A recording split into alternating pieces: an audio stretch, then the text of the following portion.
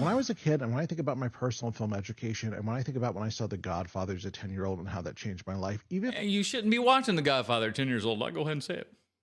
But at the same time, too, like, I watched The Godfather at 10 years old. That don't mean shit. That don't mean that you're better than anybody. That doesn't mean that your taste is evolved because you were exposed to something at an inappropriate age. It doesn't work like that.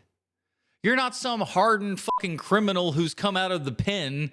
You just watched Friday the 13th at 11. Come on.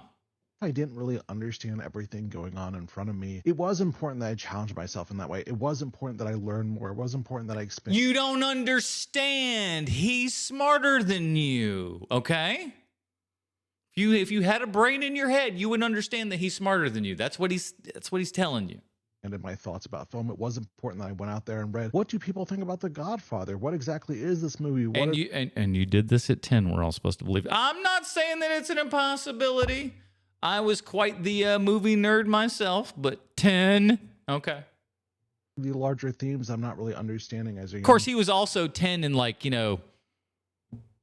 probably 2005 or some shit.